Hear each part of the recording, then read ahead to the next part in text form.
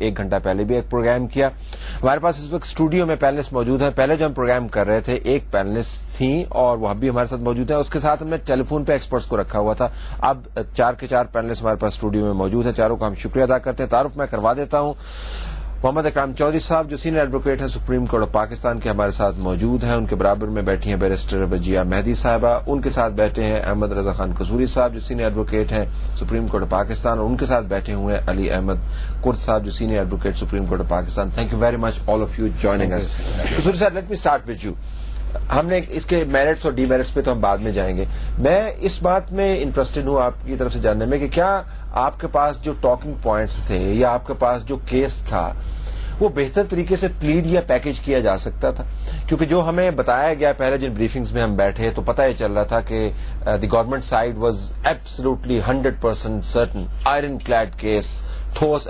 پھر ایفیڈیوٹس بھی اس کے اوپر آ گئے. What happened? آخر میں ہوا کیا؟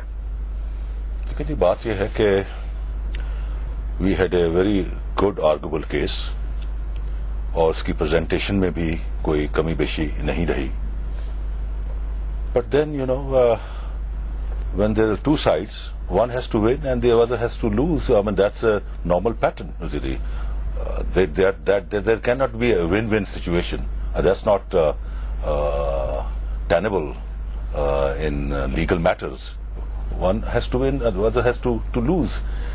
But میں یہ سمجھتا ہوں کہ یہ نہ کسی کی جیت ہے نہ کسی کی ہار ہے. اگر یہ جیت ہے تو یہ انصاف کی جیت ہے, یہ رول آف لا کی جیت ہے, یہ ڈیموکریسی کی جیت ہے. اور انصاف کے سکے کے دو ہی پہلو ہوتے ہیں, ایک جزا اور ایک سزا.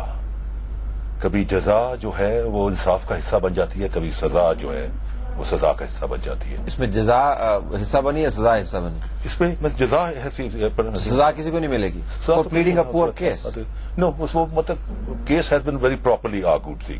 لیکن جو اس میں ہم جو ڈاکومنٹ سبمٹ ہوئے جس قسم کے جو بعد میں اتنی امبیرسمنٹ کا باعث بنے, پھر سٹوریز لگی, پھر آپ کو وڈرا کرنا پڑا.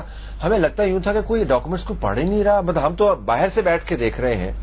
اٹ اپیئرڈ آلموسٹ کہ وہاں پہ there was no interest. It will not be fair کہ I should pass any comment about my colleague, although I'm known for my state talk, but sometime, Today is not the day.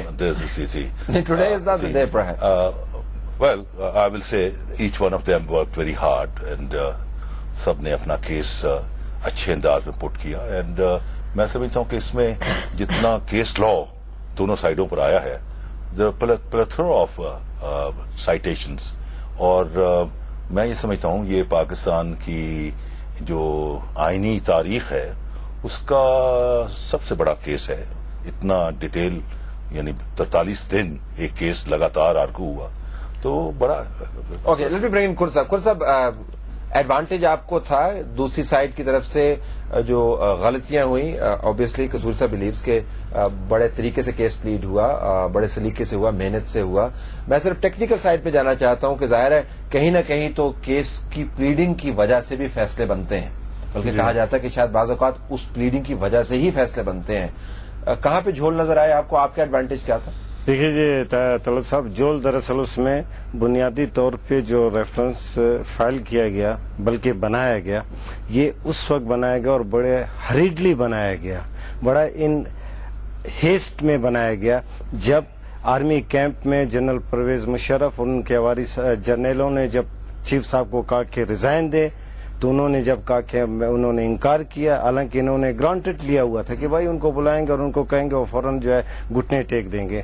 تو ہریڈلی جو ایک چیز بنائی گئی اور جیسے بعد میں آپ کے سامنے آیا ہے, ایسے ڈاکومنٹس اس ریفرنس میں لگے ہوئے تھے جس کو سب نے ڈس اون کیا. میں پیرزادہ صاحب نے کیا, ملک قیوم صاحب نے کیا, سب نے کیا. قصوری صاحب بھی اس پینل کے کونسل تھے, اس کا مطلب انہوں نے بھی ڈس اون کیا. سوال پیدا ہوتا ہے کہ وہ ڈاکومنٹس لگائے کس نے, جس پہ جو آنریبل بینچ تھا بڑا انوائے کیا, انہوں نے ناپسندیدگی کا اظہار کیا. اور میرے خیال جوڈیشل ہسٹری میں پہلی دفعہ گورنمنٹ کو 1 لاکھ روپیز کی پینلٹی ڈالی.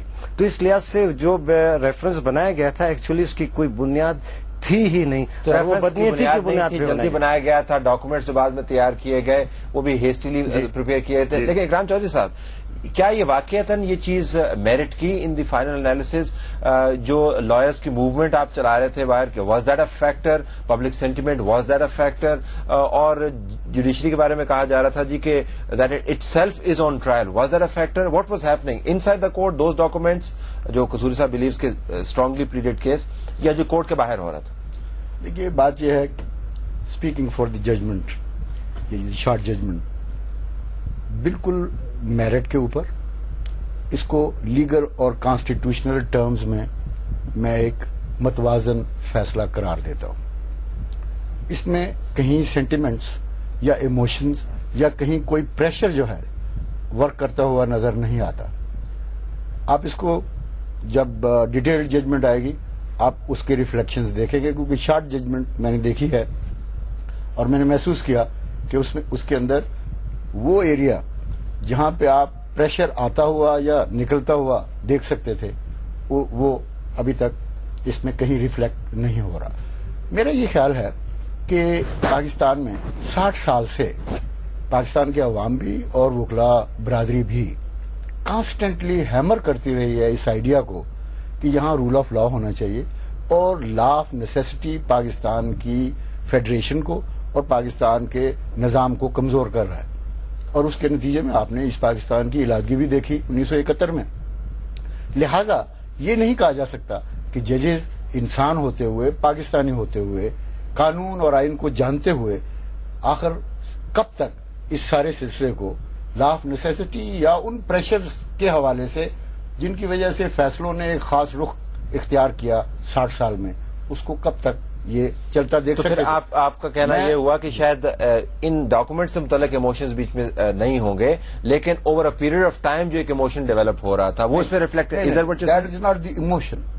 کنسپچولی یہ آہستہ آہستہ یہ چیز اس کی ریئلائزیشن آتی چلی گئی، کیونکہ ہم نے میڈیا میں بھی، پرنٹ میڈیا میں بھی، الیکٹرانک میڈیا کے اندر بھی، کانفرنسز اور سیمینارز کے اندر بھی، عدالتوں کے اندر مقدمات پہ بحث کرتے ہوئے بھی اس طرف باقاعدگی سے اپنے نقطہ نظر کا اظہار کیا.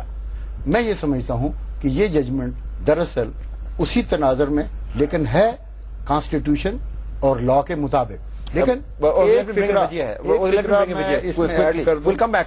مجھے یہ بتائیے گا کہ آپ یو ور دیئر، ہم نے پہلے بھی آپ سے بات کی، آپ نوٹس بھی لیتی رہی تھی. ایک ایموشنل سائڈ ہے، ہم نے بات کی ان دنوں کی جب ججز کے سامنے بہت پرووکیٹو مٹیریل آیا، they responded and reacted very strongly, اور اس کے بعد وہ دن بھی تھے جب ہنسی خوشی تمام معاملات طے ہو رہے تھے. لیکن جو انالیسس تھا، لیگل انالیسس، اس کے بارے میں بتایا تھا کتنی ہسٹری جس کا آپ ذکر فرما رہے ہیں وہ ریلیونٹ تھی، کتنی وہ ڈاکومنٹ جن کا خود صاحب ذکر فرما رہے ہیں وہ ریلیونٹ تھا، اور کتنے وہ آرگومنٹ دوسری سائڈ سے ہو رہے تھے وہ ریلیونٹ تھے. جی of course it was a mixture of ایوری تھنگ. ہر چیز کا was kept in mind.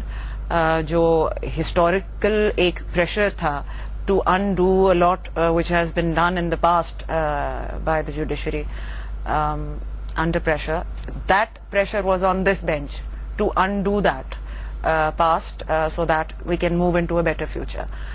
And of course those documents were relevant because the entire reference was supposed to be based on those. And when the court was enraged, and obviously they are allowed to show their emotions if they are enraged, but all in all, and as far as the public pressure is concerned, I think کہ ہماری جو judiciary ہے, at least this bench, was very immune from any kind of pressure, be it public pressure. I mean جو public کا behavior ہم نے سڑکوں پہ دیکھا ہے ان سب جلسے جلوس کے بیچ میں, that was remarkable. یعنی آپ کہہ رہے ہیں کہ خورد صاحب کی اسپیچز کا کوئی اثر نہیں ہو رہا تھا ججز پہ؟ نہیں جی, افیکٹ ہو رہا ہوگا I'm sure, because after all they're human beings. They're watching, listening. Yes, but I think they have enough integrity to be immune from these things, and the way it transpired or presented itself, this immunity was that a lot of times jab wo media ke behavior se bhi enrage hote the, to sometimes they used to very in a very positive manner laugh it off. Like recently they said something, there was some news in Jung. So Ramdeh Saab the other day said, in continuation of what I was talking about earlier, the bus that was to be hired by Itazaz Ehsan, Ramdeh Saab suggested کہ جی جنگ والے اگر یہی میرے ساتھ کرتے رہے تو میری تو آپ بکنگ کرا لیں اس بس پر. ہاں جی. لیکن انتظار صاحب سیٹ کسی سر